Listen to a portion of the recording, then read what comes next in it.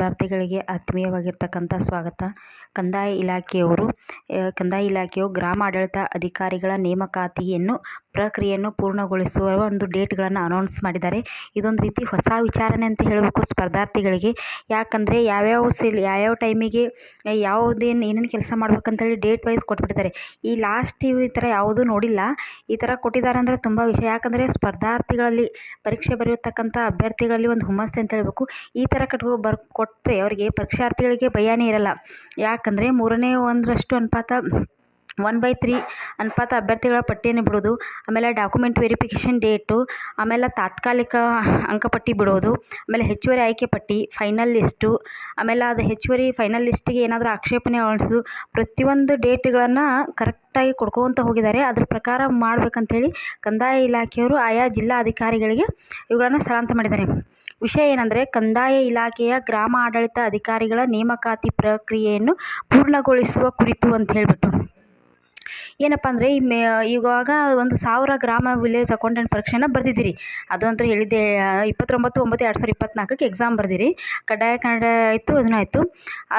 ಅದ್ರ ಪ್ರೊಸೀಜರನ್ನು ಏನೇನು ಮಾಡಬೇಕು ಅನ್ನೋದು ಅದನ್ನ ಮಾಡಬೇಕನ್ನೋದು ಕೊಟ್ಟಿದ್ದಾರೆ. ಇವೆಲ್ಲೆಲ್ಲಿ ಇವೆ ನೋಡಿ, ಯಾವ ಜಿಲ್ಲಾ ಎಷ್ಟು ಪೋಸ್ಟ್ ಅನ್ನೋದು, ಬೆಂಗಳೂರಲ್ಲಿ ಎಷ್ಟು ಹುದ್ದೆಗಳ ಸಂಖ್ಯೆ, ಅರ್ಹ ಅಭ್ಯರ್ಥಿಗಳ ಸಂಖ್ಯೆ ಎಷ್ಟು ಅದಾವು, ಇವ್ರನ್ನೆಲ್ಲನೂ ಕೊಟ್ಟಿದ್ದಾರೆ. ಅದನ್ನು ಕ್ಲಿಯರಾಗಿ ಕೊಟ್ಬಿಟ್ಟು ಆಯಾ ಜಿಲ್ಲೆಗೆ ಎಷ್ಟೆಷ್ಟು ಇದನ್ನು ಮಾಡಬೇಕು, ಯಾವ್ಯಾವ ಡೇಟಿಗೆ ನೀವು ಇದನ್ನು ಕ್ಲಿಯರ್ ಮಾಡ್ಕೋಬೇಕು ಅಂತ ಹೇಳಿಬಿಟ್ಟು ಕೊಟ್ಟಾರ. ಹಿಂದೊಂದು ವಿಡಿಯೋ ಮಾಡಿದ್ದೆ ನಿಮಗೆ. ಪತ್ರಿಕೆ 1 ಮತ್ತು ಪತ್ರಿಕೆ 2ರಲ್ಲಿ 35ಕ್ಕಿಂತ ಹೆಚ್ಚು ಅಂಕಗಳನ್ನು ಗಳಿಸಿದ ವಿದ್ಯಾರ್ಥಿಗಳ ಒಂದು ಲಿಸ್ಟನ್ನು ಬಿಟ್ಟಿದ್ರು. ಆ ಲಿಸ್ಟ್ನಲ್ಲಿ ಬಂದಿರತಕ್ಕಂಥ ಹೆಸರುಗಳನ್ನು ಇಲ್ಲಿ ಹಾಕಿದ್ದಾರೆ. ಅದರ ಪ್ರಕಾರ ಮುಂದೆ ದಿನಾಂಕ 20/12/2024ರಿಂದ 24/12/2024 ಆ ಡೇಟ್ ಒಳಗಡೆ 3/1 ಅನುಪಾತದಲ್ಲಿ ಅಭ್ಯರ್ಥಿಗಳ ಪಟ್ಟಿಯನ್ನು ದಾಖಲೆ ಪರಿಶೀಲನೆಗಾಗಿ ಪ್ರಕಟಿಸುವುದು. ಅಂದ್ರೆ ಡಾಕ್ಯುಮೆಂಟ್ ವೆರಿಫಿಕೇಷನ್ಗಾಗಿ 20/12/2024ರಿಂದ 20/12/2024ರಿಂದ ವಿದ್ಯಾರ್ಥಿಗಳನ್ನು ಇದು ಮಾಡ್ಕೋಬೇಕು. ಆನಂತರ ದಿನಾಂಕ 2/1/2025 2/1/2025ರಿಂದ 10/1/2025ರೊಳಗೆ 3/1 ಅನುಪಾತದಲ್ಲಿ ಅಭ್ಯರ್ಥಿಗಳ ದಾಖಲೆಗಳನ್ನು ಪರಿಶೀಲಿಸೋದು. ಅಂದ್ರೆ ಹ್ಯಾಂಡಿಕ್ಯಾಪ್ಟ್ ಕೋಟಾ, ಆಮೇಲೆ ಯಾವ ಹ್ಯಾಂಡಿಕ್ಯಾಪ್ಟ್ ಕೋಟಾದಿರ್ತಾವಲ್ಲ ಅವ್ರ ಅಭ್ಯರ್ಥಿಗಳ ವೈದ್ಯಕೀಯ ಪರೀಕ್ಷೆಯನ್ನು ಮಾಡ್ಬೇಕಂತ ಹೇಳ್ಬಿಟ್ಟು.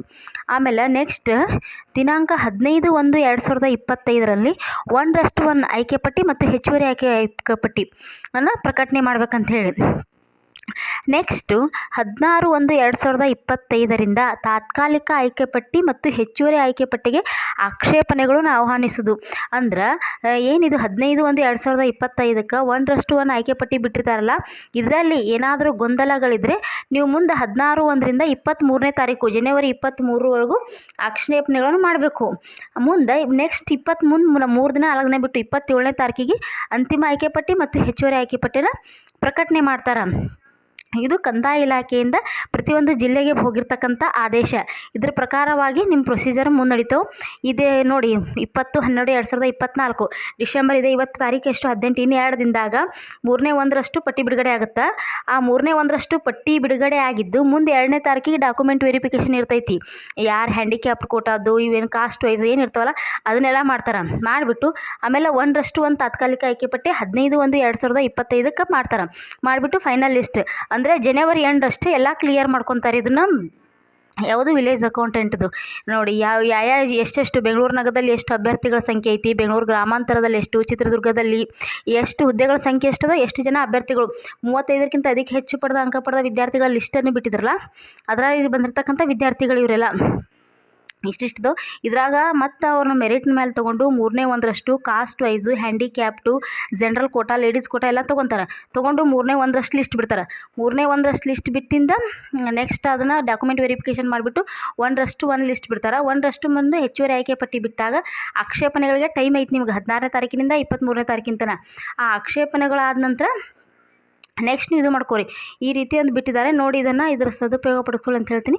Thanks for watching.